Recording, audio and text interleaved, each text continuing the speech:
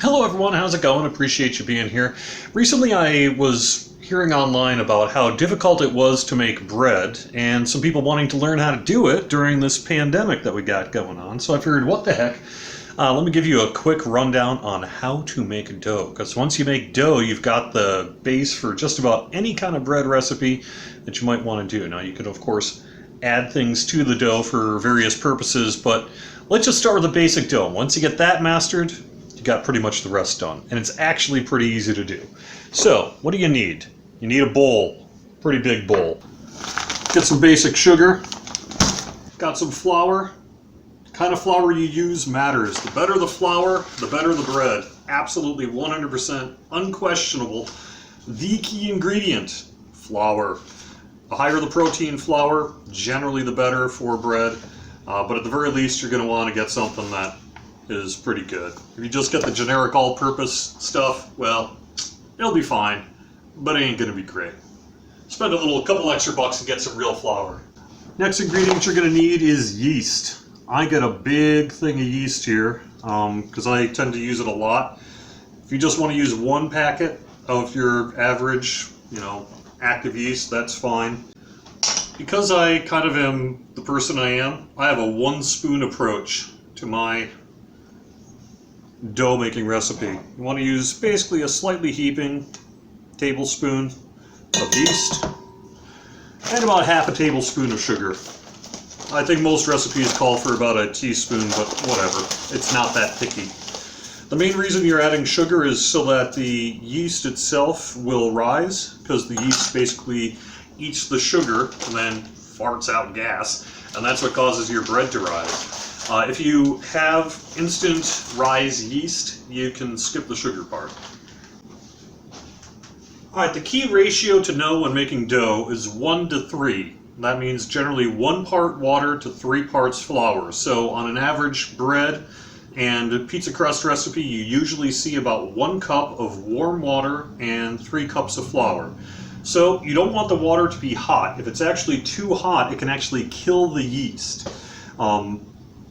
But if it's too cold, it won't really work as well. So, nice warm water, mix it in to your pan here. Let me kind of show you what we got.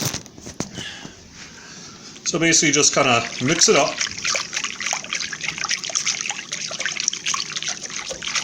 So that the sugar and the yeast is getting ready to proof. That's what's called proofing. And then let it sit. About 5 minutes. You'll know it's done when it starts bubbling up. Alright, so it's been about 5 minutes and you can see that the yeast has bubbled up. And it's maybe a little hard to see in this camera, but the consistency of the top is a little bit more mealy than, say, water. You kind of want to look for something like that. Okay, so when you're done is one of the most critical parts, and that's adding enough flour. You want to add enough flour that when you're done mixing it, it'll pull the flour mixture from the side of the bowl. That's a general sense of that you know you've got enough flour in there to start with before you go to the kneading process. How much flour do you need? Generally 2 to 3 cups. You don't want to add, though, 3 cups of flour, even if the recipe calls for it, at the start. Instead, start with about 2 cups of flour, maybe a little bit more if you want to, and then add flour on the mixing board if you can. Now the reason you want to do that is it's much easier to add flour than to deal with bread that has too much flour in it. It's going to be tough, hard to knead, what have you. So start with about 2/3 of the flour you're going to need, in this case about 2 cups. Dump it in, add a little bit of salt. They generally most recipes call for about a teaspoon. I usually just kind of eyeball it myself. Let me flip the camera around so I can kind of show you here what's up. I usually just take basically a little palm full of it. You can see that on the camera, about that much. Dump it in. Note that note that the salt will actually kill the yeast if you apply it directly to the yeast. So put it on the flour, and then add a couple of tablespoons of olive oil to the mix as well,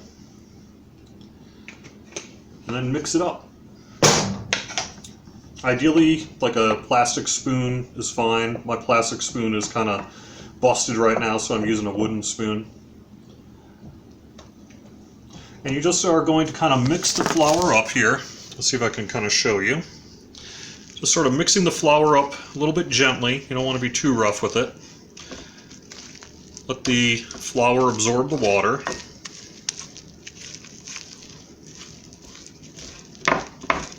You can kind of see how it's pulling from the sides there. That's about what we want. Put the camera back to where it was so I can move on to the next phase, which is one of the most important parts, and that is the kneading. Kneading is really kind of a skill that you're going to learn over time. The first couple of times you knead, it's going to be kind of awkward and maybe a little strange. But once you do it a little bit, it kind of just becomes second nature. How long do you need to knead the bread? Depends on the texture of the bread, of the dough that you're making. I usually do it in about 4 minutes-ish. Most recipes seem to call for about 6. I think I knead a little heavier than the average person. But really you're just going to knead it until it's at the consistency that you want it to be. Alright, so I'm scraping stuff off the spoon here. Let me kind of show you what I got real quick. I can show you, see what I'm talking about, how it lifted from the side of the pan. You don't see a lot of dough stuck to the side of the pan. That's how I know I've got it at about the right consistency that I want before adding the rest of the flour and doing the kneading process. Nice floured board. You're going to want some room to do this. You're going to want to make sure you've got flour on hand to coat both your hands and the cutting board. And because you only put about 2/3 of the flour that you would normally probably end up using, it can be a little generous, the flour on the mixing board. So, got the dough, got the kneading board, and now I'm kneading the bread. You can see that I got nice floured hands here. It's a little bit messy. If you're making bread, you just sort of deal with it. You don't want to be too hard on the dough. You're not really trying to strangle it. On the other hand, if you're being super duper gentle, it's just going to take a long time. So you'll kind of figure out the right pace for you. And as you can see, it's picking up flour on the board as it goes along. We're adding that extra cup of flour essentially that the recipe calls for. It's not an exact science. Really, the small amount of variation in the amount of water you use is going to have a fairly significant variation on the amount of flour you're going to use. Perhaps even as much as half a cup or more. So you'll just kind of get your own sense of how often or how much flour and kneading to use over time. So when it's starting to stick to the cutting board, just get a little bit more flour, dust the flour onto the cutting board, and keep kneading. You can kind of develop your own technique. Really, you're just basically pushing the flour into the dough, building up the dough over time. Once it stops accepting so much flour and stops sticking to the cutting board, that's a pretty good sign that you've got enough flour for what you need. You can see I'm actually in a pretty good place here. Sometimes I do this and it ends up being a lot more sticky on the cutting board because I just maybe use a little too little flour initially. But that's fine too. You can see how it's really just picking this stuff up. And you're going to knead it until it has a nice smooth elastic consistency. It's not going to be, rather than look, if you see right now, almost like kind of almost a cracker style. See how it's all kind of flaking and everything there?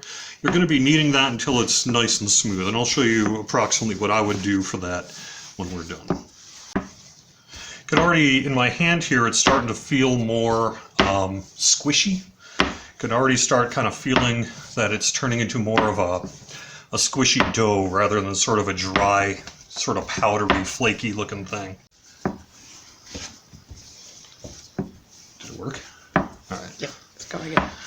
So you can see we're about more than halfway, and you can already see how the dough is starting to look perhaps a little more elasticy. It's starting to pull apart, get a little more sticky, that kind of thing. So you can tell we're getting there.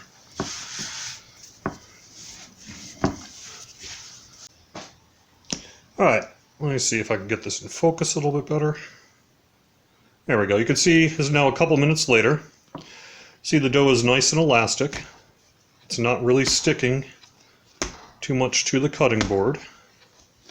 When you roll it, you know, it's not leaving marks, and it feels nice and springy and doughy in my hands.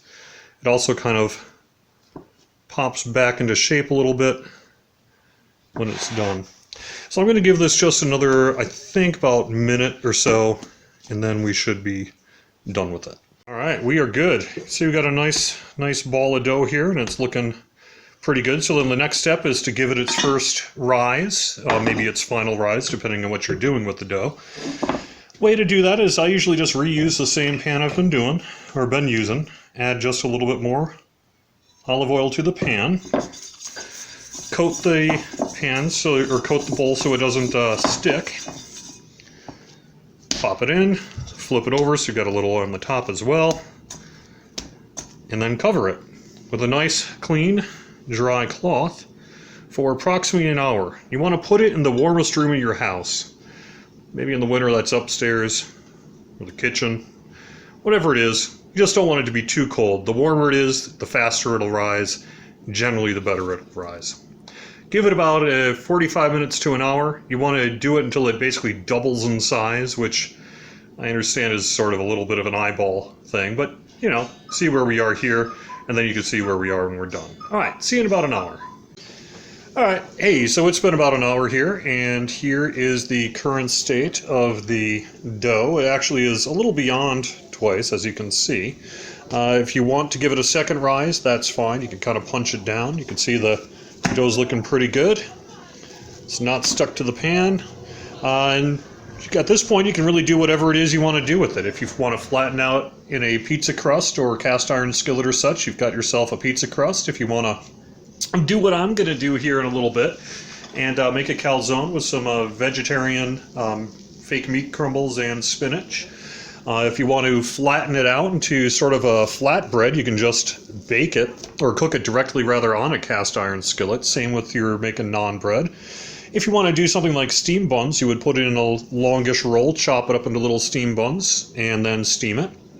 Another thing you can do is make pretzel rolls, basically the same thing as steam buns, but boil it in about a quarter cup of baking soda for 4 quarts of water, 4 quarts of water and a quarter cup of baking soda, and then you've got pretzel rolls after you bake it in the oven. So anyway, there's a whole bunch of things you can do with it at this point, but this is really the core. That's really all it takes to make dough. Hope it's been insightful. Hope it helps. Have fun all.